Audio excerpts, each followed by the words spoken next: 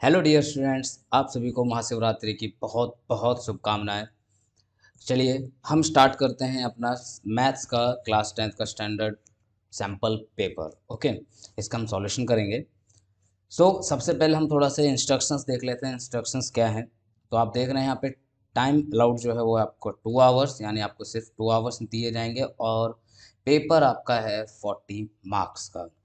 Okay question में question paper में जो है 14 क्वेश्चंस हैं जो कि 3 सेक्शंस में डिस्ट्रीब्यूटेड हैं। Section A, section B, section C. सभी क्वेश्चंस करने बहुत कंपलसरी हैं। सेक्शन ए में जो है आपको 6 क्वेश्चंस करने होंगे, 2 मार्क्स ईच, यानी हर क्वेश्चन आपका 2 नंबर का है। इंटरनल चॉइस प्रोवाइड की गई है सिर्फ 2 क्वेश्चंस में। ओके, सेक्शन बी की अगर हम बात करते हैं तो उसमें आपको 4 क्वेश्चंस करने हैं जिनकी मार्किंग 3 मार्क है, यानी 3 नंबर का एक क्वेश्चन होगा आपका। इसमें भी आपको इंटरनल चॉइस दी गई है लेकिन एक क्वेश्चन है। ओके, अगर हम सेक्शन सी की बात करें, सेक्शन सी में सिर्फ 4 क्वेश्चन हैं और चारों हमारे 4-4 मार्क्स के हैं। ओके, और इंटरनल चॉइस जो है वो आपको एक क्वेश्चन में दी गई है। और साथ ही साथ में इस बात का भी ध्यान रखिए, आपको 2 केस स्टडी भी दिए गए हैं। आपको 2 केस स्टडी बेस्ड पे क्वेश्चंस दिए गए हैं, तो ये जो है थोड़ा सा आपको ध्यान रखना होगा। ओके, हम चलते हैं अपने क्वेश्चन की तरफ। तो ये है अपना पहला क्वेश्चन है, राइट। तो चलिए करते हैं, find the value of A25 minus A15 की हमें वैल्यू निकालनी है और हमको AP दिया हुआ है। तो चलिए करते हैं सॉल्यूशन। तो यहाँ पर हमें AP जो दी गई है, AP क्या है? 6, 9, 12, 15 एंड सो ऑन। AP से हम देखेंगे तो हमको फर्स्ट टर्म जो है A की वैल्यू, फर्स्ट टर्म A की वैल्यू जो है वो 6 दी गई है। कॉमन डिफरेंस जिसको हम डी बोलते हैं वो हमको 3 मिलेगा। ओके, अब हमसे वो कह रहा है, क्या पूछ रहा है? A25 minus A15। तो हम क्या करते हैं, हम A25 की वैल्यू निकाल देते हैं। A25 को हम रिप्रेजेंट कर सकते हैं A+24 D से। ओके, सो A की वैल्यू 6 प्लस 24 इंटू डी की वैल्यू कितनी है? 3। तो 6 + 24 × 3 72। हमारा आंसर आ जाता है 78। ये क्या आ गया आपका? A25 की वैल्यू आ गई। अब हम बात करते हैं A15 की। किसकी बात करते हैं? A15 की हम बात करेंगे। तो A15 को भी हम इसी तरीके से करेंगे। A+14D, A की वैल्यू है 6, 14 × 3, here becomes 16 + 42, टोटल हो जाता है 48। टोटल कितना हो जाता है? 48। अब हमसे कह रहा है, वो क्या कह रहा है? 25 माइनस A15, यानी 25th टर्म में से हमें 15th टर्म को माइनस करना है। तो 25th टर्म हमारी कितनी आई? 78 आई। और 15th टर्म कितनी हमारी? 48 है। तो इन दोनों का जो डिफरेंस है वो कितना आ जाता है हमारा? 30। So this is our answer. Okay, अब ये जो और क्वेश्चन है, यानी ऑप्शनल जो क्वेश्चन है, आपको जो चॉइस वाला है, इस क्वेश्चन को देखिए ज़रा ध्यान से। ओके, इस क्वेश्चन को हम देखते हैं। तो ये कहता है, if 7 times of 7th term, so 7 times of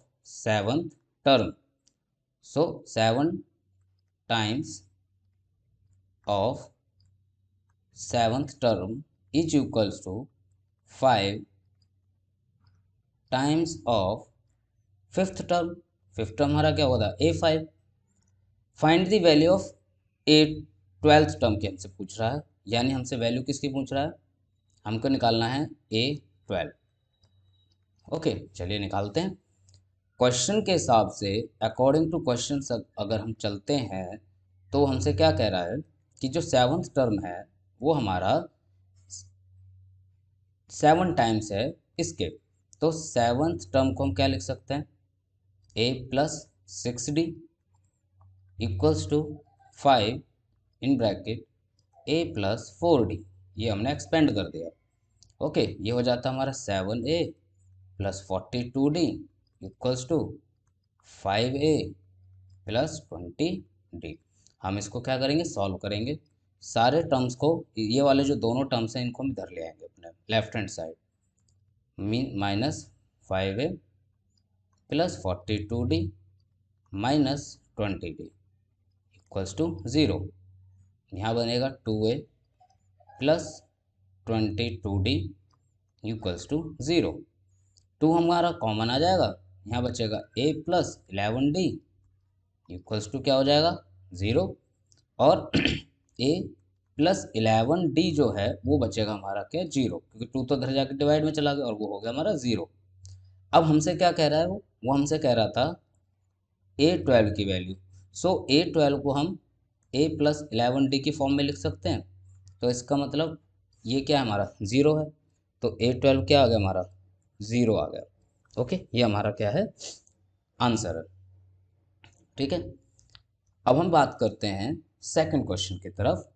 second question क्या कह रहा है, फाइंड द वैल्यू ऑफ, मैं यहाँ पर कलर चेंज कर लेता हूँ थोड़ा सा।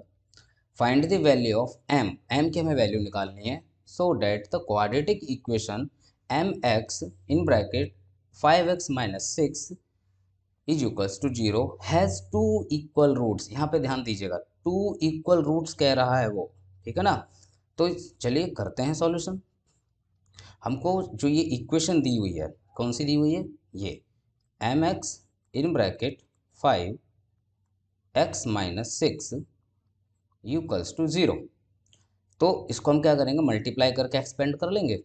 तो क्या हो जाएगा, ये 5mx² minus 6mx, okay, equals to 0।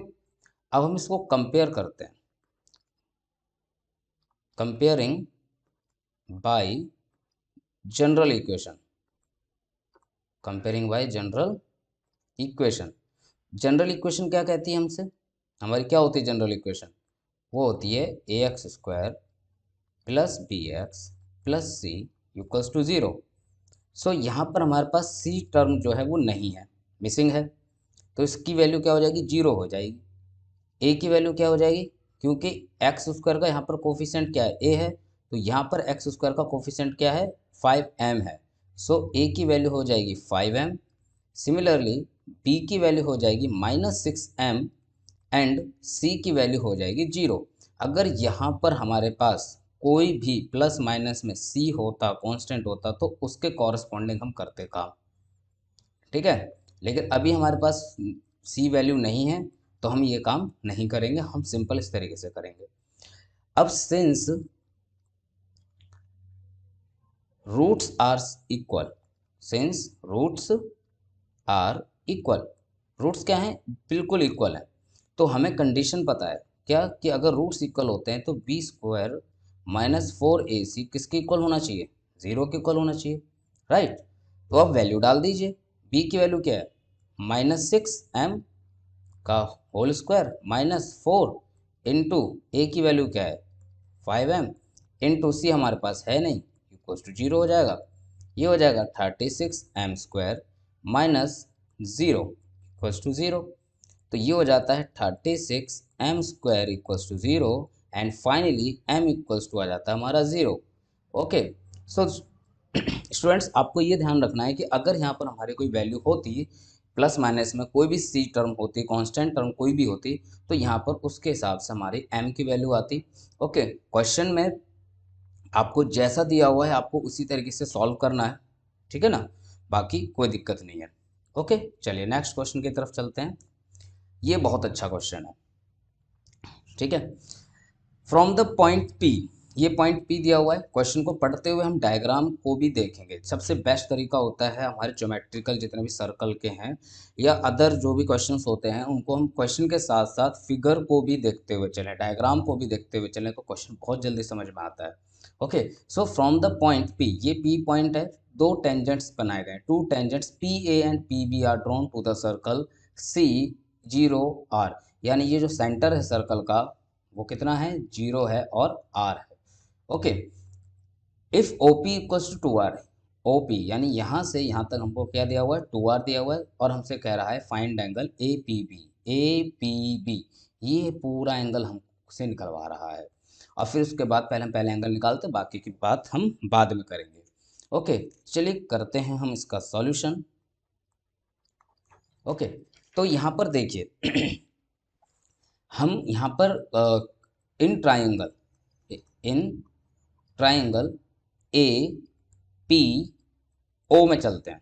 In triangle A P O, triangle A P O में हमने लेट किया angle A P O equals to theta. हमने इसको थीटा मान लिया। हमने क्या मान लिया इसको? हमने इसको मान लिया थीटा।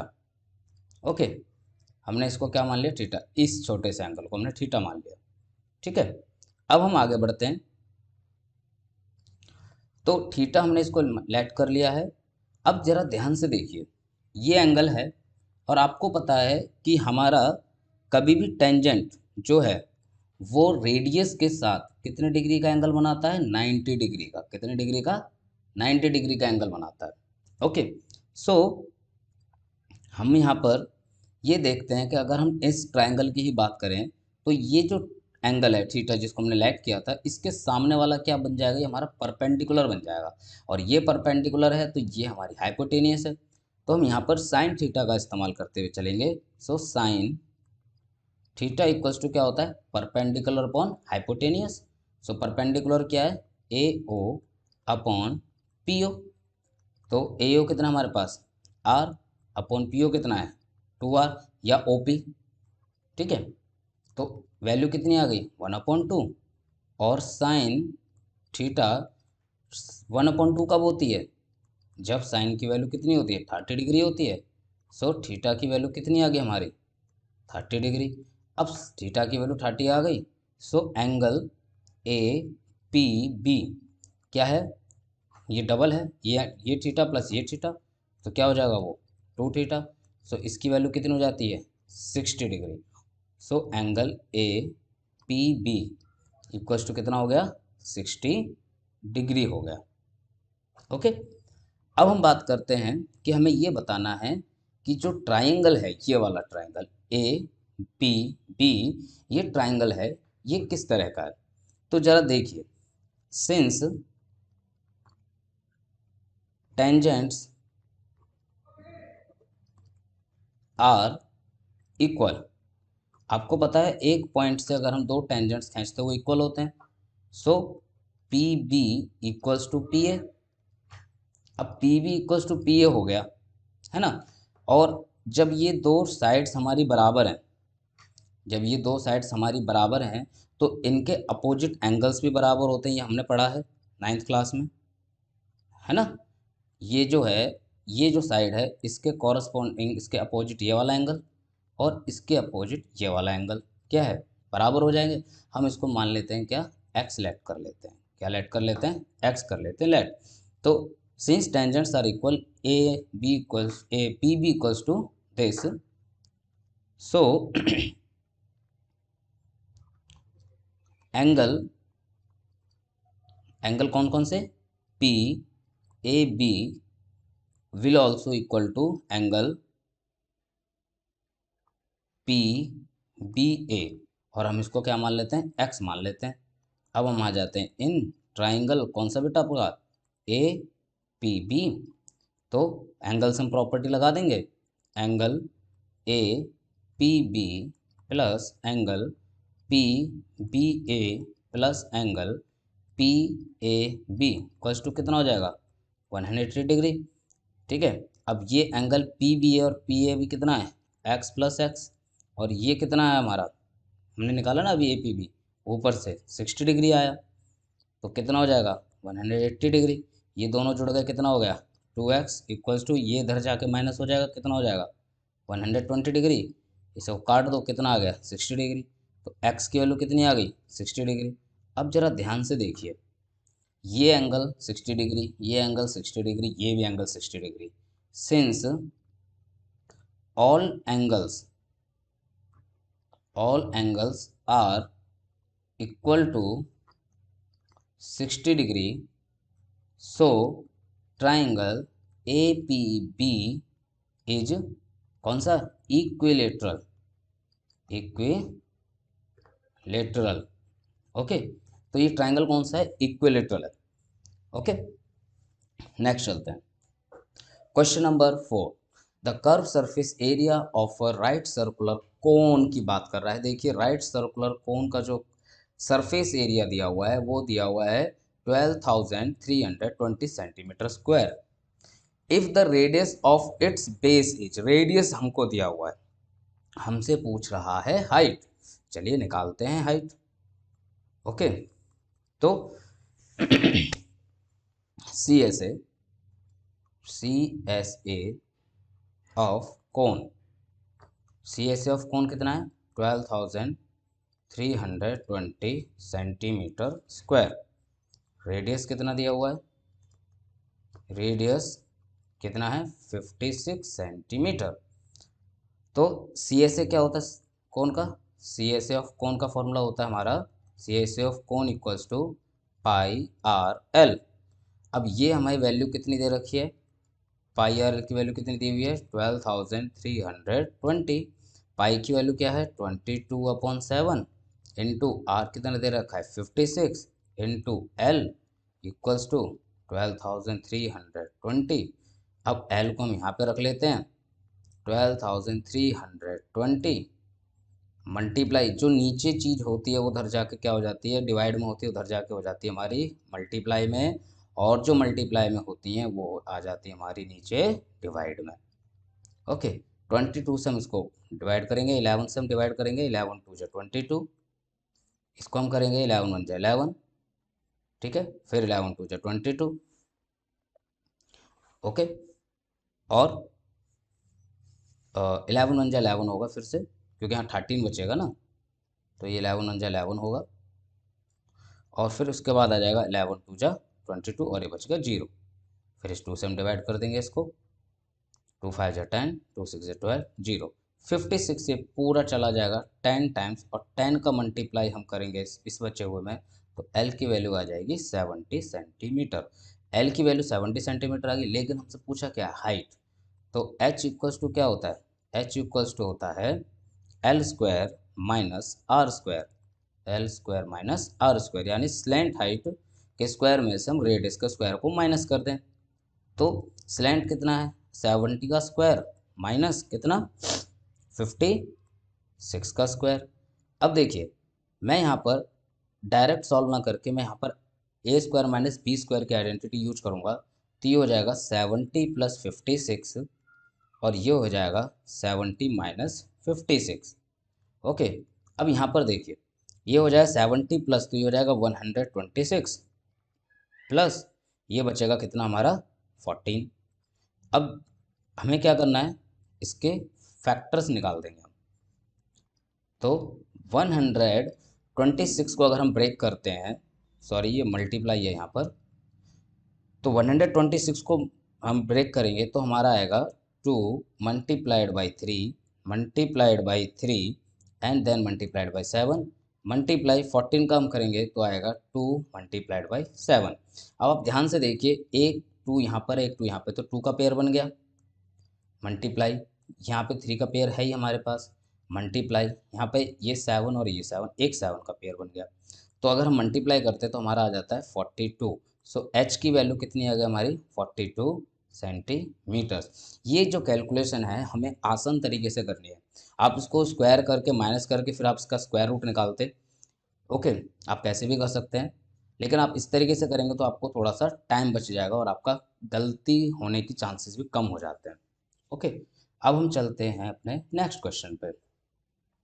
कोई भी क्वेश्चन जो समझ नहीं आया वो प्लीज़ कमेंट करके बताइए, कोई दिक्कत नहीं है, आप पूछने के लिए बिल्कुल फ्री हैं। ओके, और समझ में आ रहा है तो भी प्लीज़ कमेंट कीज के बताइए कि आपको कितना अच्छा लग रहा है, राइट। और चैनल पर आए हैं तो पहली बार चैनल पर आए हैं तो प्लीज़ चैनल को सब्सक्राइब कीजिए, वीडियो को शेयर कीजिए, और बेल आइकन को भी दबाइए, जिससे क्या है आने वाली जितनी भी वीडियोज़ हैं उनकी नोटिफिकेशन आपको मिलती रहे। अब हम क्वेश्चन नंबर 5 की बात करते हैं। जो क्वेश्चन नंबर 5 है, miss Garg recorded the marks obtained by her students in the following table. ये टेबल दी गई है। C calculate the model mark of the student of the class H 45, 45 आपको मॉडल क्लास मिल गई। While printing the data the blank was left. ये देखिए यहाँ पे डेटा ब्लैंक है हमारे पास। अब हमें इसका क्या निकालना है, सॉल्यूशन निकालना है। हमसे वैल्यू पूछेगा, ऑब्वियस सी बात है, मिसिंग फ्रीक्वेंसी पूछेगा। चलिए करते हैं। तो हम यहाँ पर देखते हैं, हमें जो जो चीज़ दी गई है हम पहले उसको लिख लेते हैं। हमको यहाँ पर मोड दिया हुआ है, मोड कितना दिया हुआ है 45। अब मैं आपको बताता हूँ, जब आपको मोड दिया हुआ हो तो आप मॉडल क्लास कैसे चेक करेंगे या मॉडल क्लास आप कैसे फाइंड करेंगे।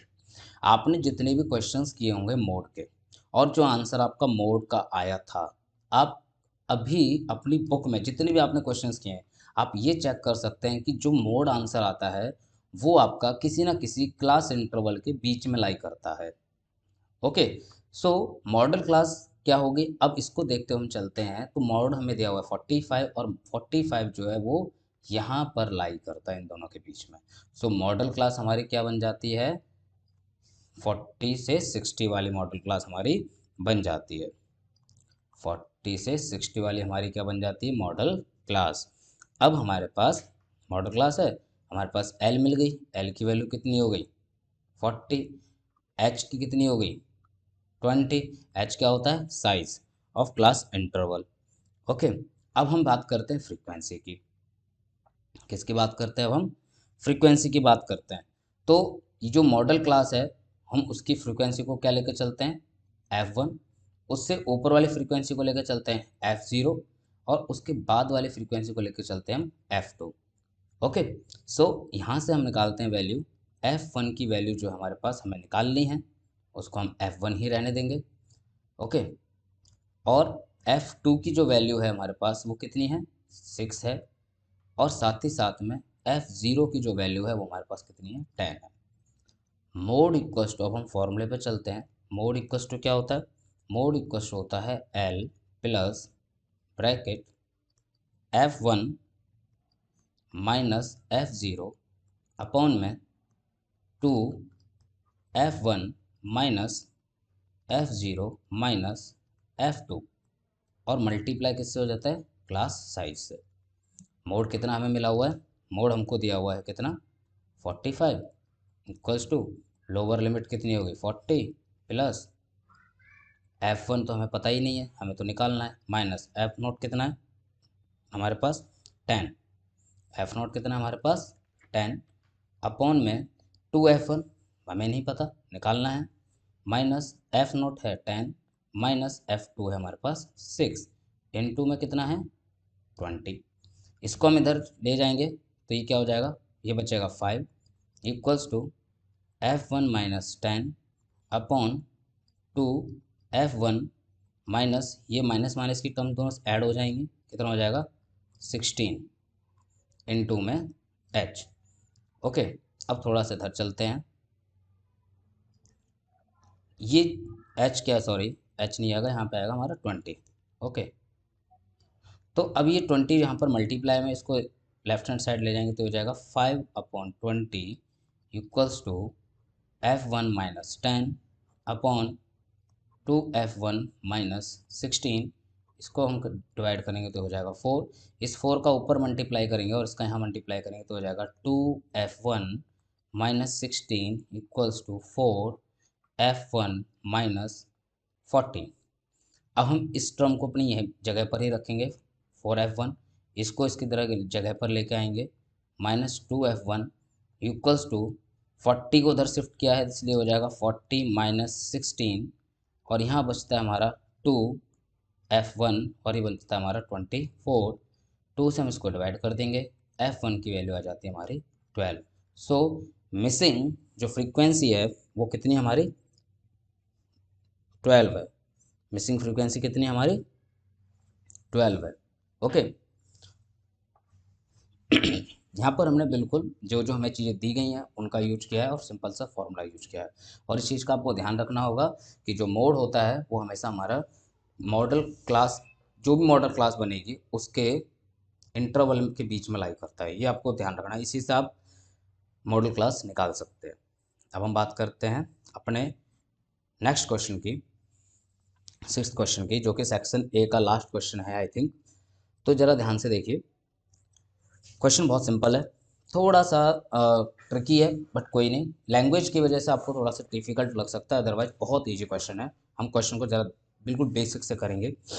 If Ritu were younger by 5 years then what she really is. यहाँ पर देखिए, यहाँ पर इसने सारी लैंग्वेज अपनी लगा रखी है। ओके, तो हम सॉल्यूशन करते हैं। ओके, तो सॉल्यूशन में ज़रा ध्यान से देखिए। रितु क्या कह रही है?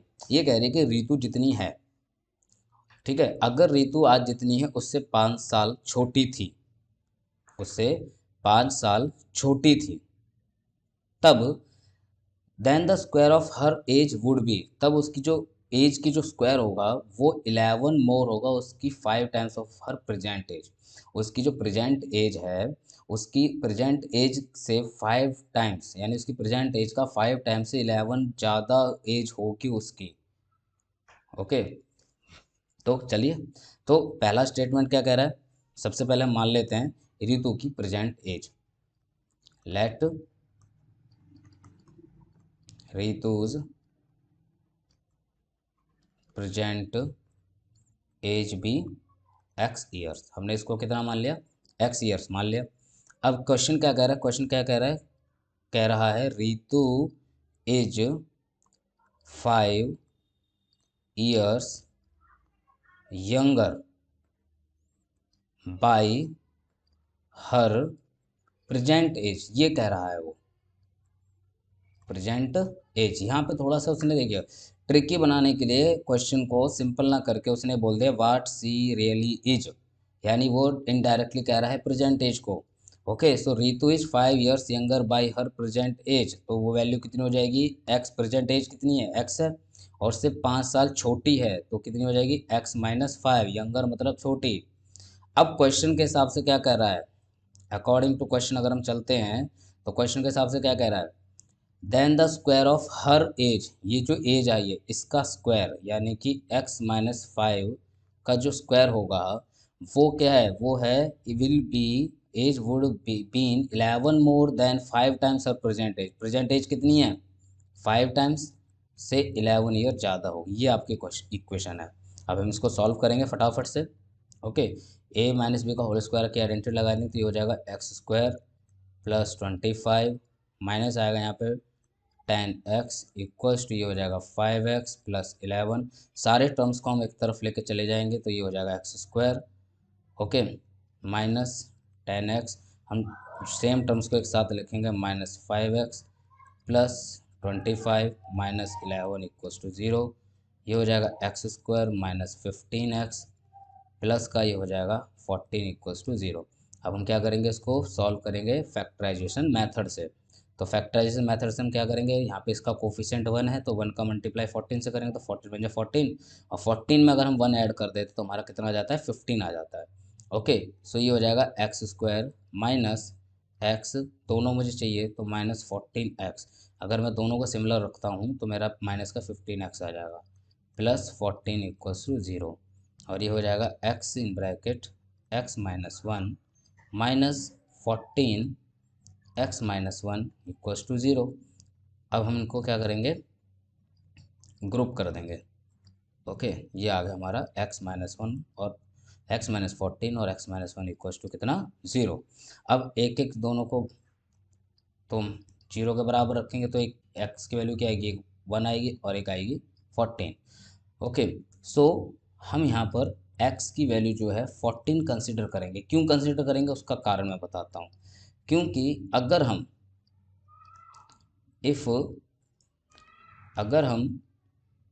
x की वैल्यू 1 कंसिडर कर लेते हैं, सपोज करो अगर हम x की वैल्यू 1 कंसिडर कर देते हैं तो कंडीशन के हिसाब से, जो कंडीशन दी हुई है उसके हिसाब से रितु की एज हो जाएगी नेगेटिव।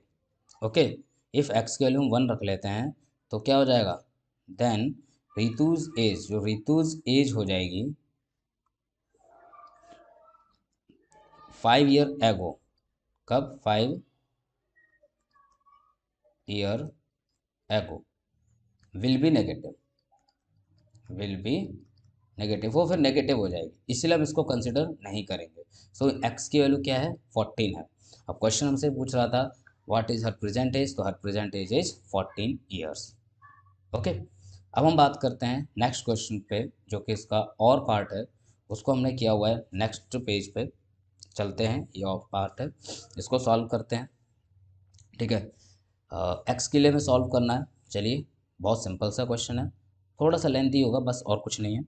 तो हम क्या करेंगे, इसको लिखते हैं 9x² minus 6px plus p² minus q² equals to 0। ठीक है, तो कंपेयर करेंगे हम किसके साथ, अपनी जो क्वाड्रेटिक इक्वेशन की जनरल है उसके साथ करेंगे। तो हमारे पास a की वैल्यू जो है वो 9 है, b की वैल्यू जो आती है हमारे पास वो क्या आती है, -6p, और जो c की वैल्यू है ये पूरी c की वैल्यू हो जाएगी, क्या हो जाएगी, p² माइनस q²। अब हम यहाँ से क्या निकालते हैं, इसका यूज करके हम निकालेंगे डिस्क्रिमिनेंट, यानी d की वैल्यू निकालते हैं। d हमारे पास क्या होता है, b² माइनस 4ac। तो डिस्क्रिमिनेंट निकालते हैं, b मीन्स -6p का whole square minus 4 into a 9 into c p² minus q²। 6 का स्क्वायर करेंगे 36, माइनस माइनस प्लस हो जाता है, -4 9 जा 36। ओके, अब हम इसको p² माइनस q² करते हैं। अगले स्टेप में ज़रा ध्यान से देखिए, ये हो जाएगा 36p², हमने इसका मल्टीप्लाई किया तो -36p² माइनस माइनस हो जाता है प्लस, ये हो जाएगा 36q², प्लस माइनस कैंसिल, तो डिस्क्रिमिनेंट कितना आ गया, 36q², डी की वैल्यू आ गई। अब हम वैल्यू निकालेंगे फॉर x इक्वल्स टू क्या, -b plus minus root of discriminant upon 2a। ये क्या हमारा, ये है क्वाड्रेटिक रूल, क्वाड्रेटिक रूल। इस क्वाड्रेटिक रूल को हम यूज करके सॉल्व करेंगे। तो x की वैल्यू, x इक्वल्स टू क्या हो जाएगा, -b, means minus 6p minus 6p हो जाएगा। ओके, और प्लस माइनस रूट में 36q अपॉन में 2 इंटू 9, 2 इंटू 9। अब x की वैल्यू जरा देखिए, x इक्वल्स टू ये हो जाएगा 6p plus minus 6q upon में 18।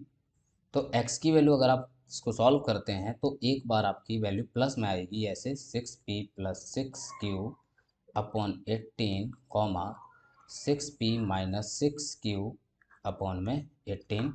अगर आप इसको सॉल्व करते हैं 6 को कॉमन लेके तो 6 3 जा 18 हो जाएगा, तो ये बचेगा p प्लस q अपॉन 3, और ये हो जाएगा p माइनस q अपॉन 3। तो ये आपके रूट्स हैं, ये आपके आ गई x की वैल्यू। सो ये सेक्शन हमारा होता है ख़त्म। बाकी का सेक्शन बी के जो हमारे क्वेश्चंस हैं वो मैं नेक्स्ट वीडियो में लेके आऊँगा। Okay, so stay blessed and keep learning. Thank you very much.